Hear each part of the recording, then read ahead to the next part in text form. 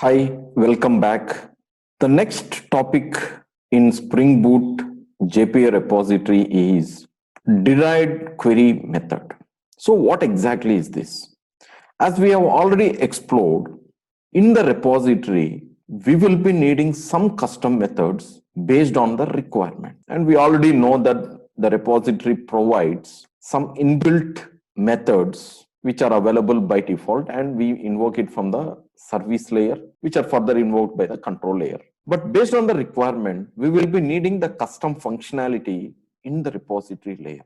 So we will be exploring more about this derived query method or the custom methods. What are the names of the methods which we need to use? As we already know, just using the name and the sufficient fields with the parameters and the return type, that is sufficient, and the Spring Boot takes care of providing the implementation of these methods automatically in the runtime. Now the point is, what are the method names we need to use?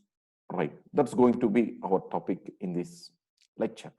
See, this specific method declaration we had already seen in the previous example. So basically what we are trying to do here is find by. Here name and country are basically the field names in the bean, that is the entity class, right? So here if you see, the country and the name are basically the field names. See, here we are going to refer the field names and not the DB column names. So here it needs the couple of parameters. The reason is we are specifying two different field names here, and hence we are sending two parameters here, and the type depends upon what is the type of it. Is it string or numeric or date or whichever? That's up to you what you name the parameters. It is suggested that you name it similar to this field name so that it improves the readability of it. So basically what does this specific declaration means? This means that retrieve all the entity class objects which has so and so name and so country. Here it checks the exact equal to of the name and country, and it is not the pattern matching. How to do the pattern matching we will be exploring in next few minutes. So here the condition is and. So only if name and the country is matching as per the given parameters, then only that specific user objects are returned to us as a list. And we have invoked this from our service layer. So let me just show that. Yes. So here we have just invoked it from the service layer. As you see here, like we are invoking find by name and country, and we are just passing some sample name and which is a country. So we receive all these specific user objects which are having so and so name and so country. Fine. Now, and here we are just passing this as a parameter to this display user. Display user is basically iterating over through that and printing each and every object, user object, which is being received. Fine. Now let's go back and explore the other derived query methods. See here, the same thing we are repeating just like above one. The only thing is we are using the OR condition, that is either the name matches or the country matches, then we are trying to retrieve that specific whichever the user objects. Fine. So here find by name contains ignore case. That means here we are telling the given name, this is not the exact name, basically this is a part of the name. So what we are telling is if the name contains this and it is irrespective of the case, ignore case, then retrieve all those specific users. Next, count by name. That means for a given name, how many user objects are there with this given name? So count, we need the count of it. Okay. Say for example, we want the count, like how many specific users have the name as Kumar. Okay. So you can send this Kumar as a parameter and you will get the count of it. Right. find distinct by name. That means for the given name, how many different user records, that is user objects are there. So we get those as the list. So here we are trying to use a kind of pagination. Anyhow, how to do more about the pagination, we will be exploring in the next lectures.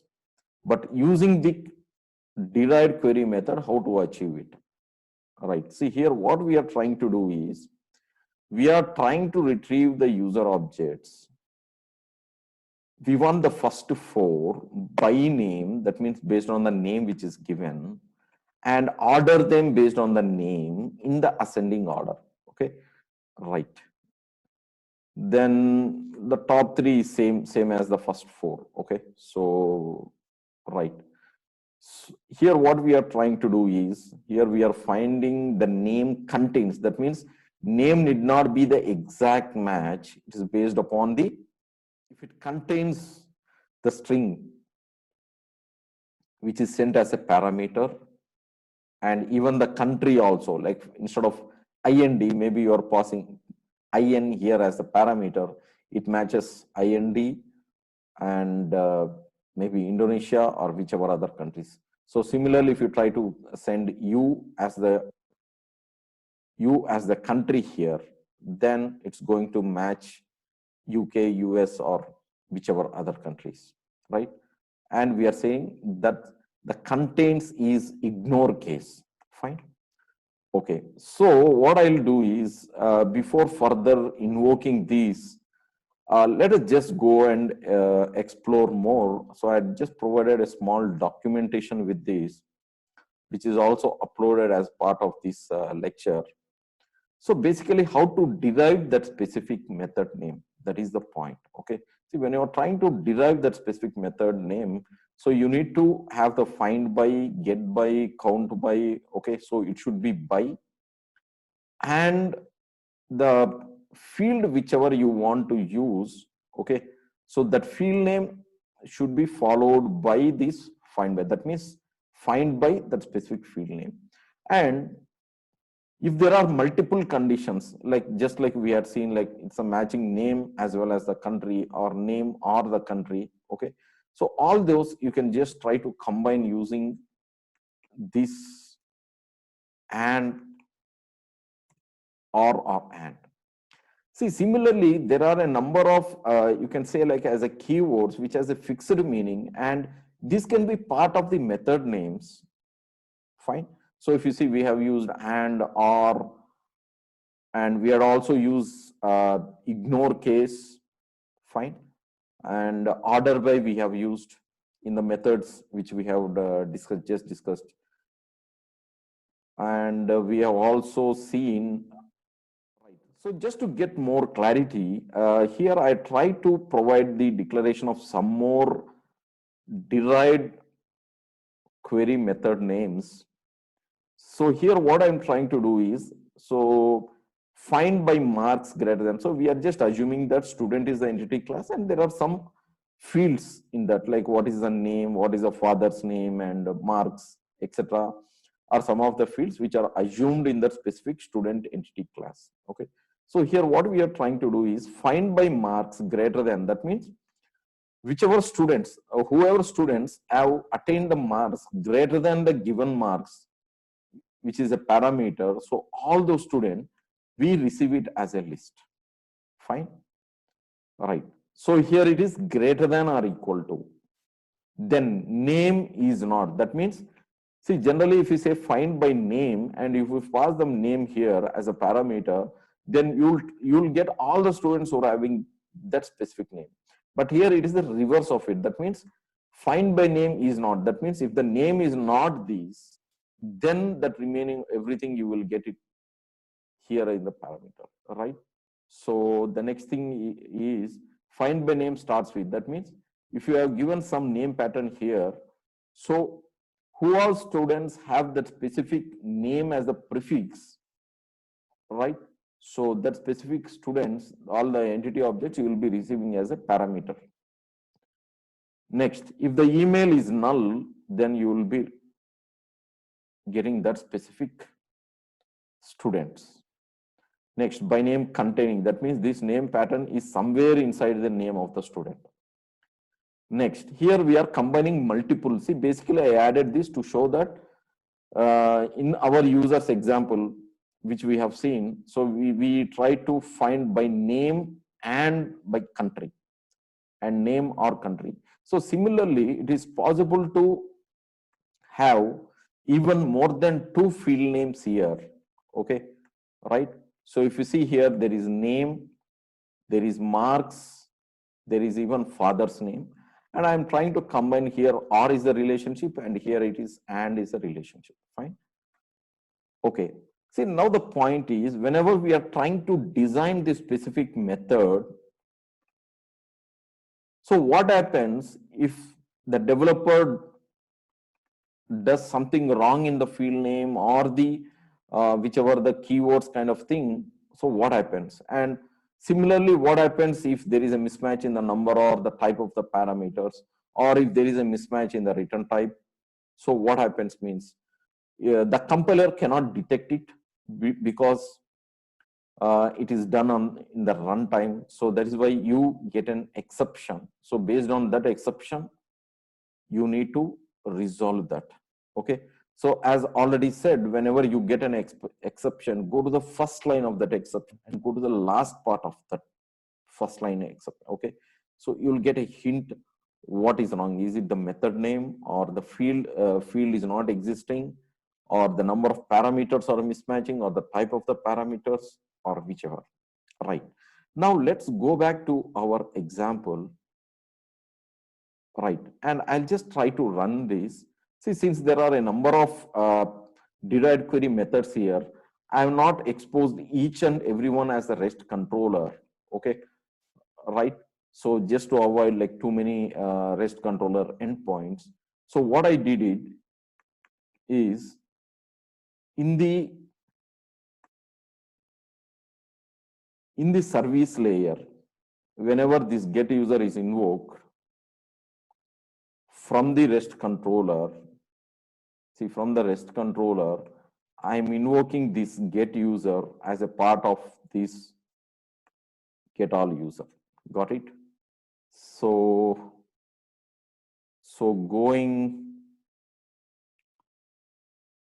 to our service, so whenever this get user is invoked, I am invoking these specific custom query repo methods, derived methods, and whichever I receive, see, I'll be receiving the list as the return value.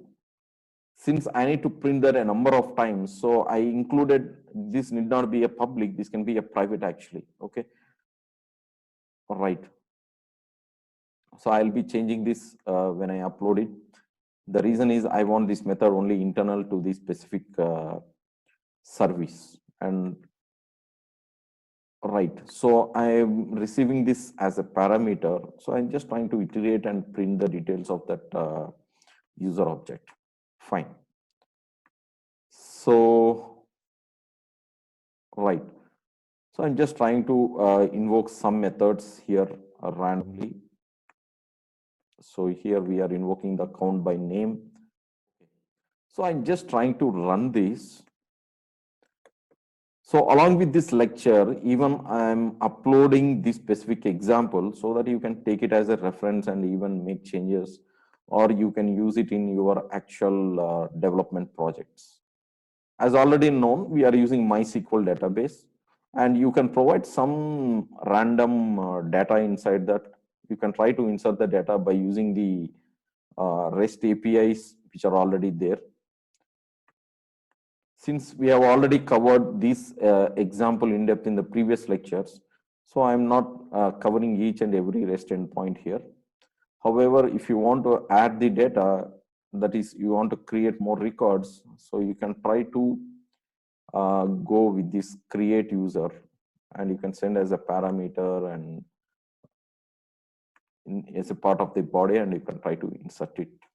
Fine. Now let me try to hit the REST endpoint. The REST endpoint which I need to hit from the Postman tool is /get. Fine. So before hitting the REST endpoint, let me just show you what is the name of the database. The name of the database is test3, and this is the port number on which my database server is running. You may change it if required. And I'm using MySQL database, as I already said. If you're using Postgre or some other database, then you need to change this specific string. So the web server is running on 8993. So in the URL, let me provide 8993. Fine, I already have 8993. So I'm using /get, and /user is basically I'm using with the REST controller class. So let me hit the REST endpoint. So basically, we did not check the whatever is the return data. The reason is we are just invoking the REST and the required derived query methods, and we are printing it in the console. So let me go to the console of this. All right. So here we are getting the results of invoking the derived query methods. So here we are getting all the records who have so and so name, all the users who have so and so name and so country. Here next we are using R. So as you see here, whether the country is IND or the user is CCC, we are getting that. So you can see more number of entity objects being matched here. Fine. Then here intentionally I give capital C here, but actually in the database we don't have the capital C, but however it is matching. The reason is we gave it as a ignore case. Then what we are doing is we are trying to count like how many users have this CCC. So the number of users we have is 3. Fine. Then we are trying to get all the users who have this specific name BBB. Okay. So we are having 2 different users with BB. They belong to 2 different countries, right? Fine. So if you want to still explore further, then you can try to use these names. See, we need not be limited only to these names and these method names and the one used in this example. So you can try to even dynamically create a new ones by making use of all these keywords as per your requirement. And by any chance, if you see that these specific derived query methods are not sufficient, okay, to match your requirement, then what you can do is you can go for custom query, which we have already seen in the previous lectures.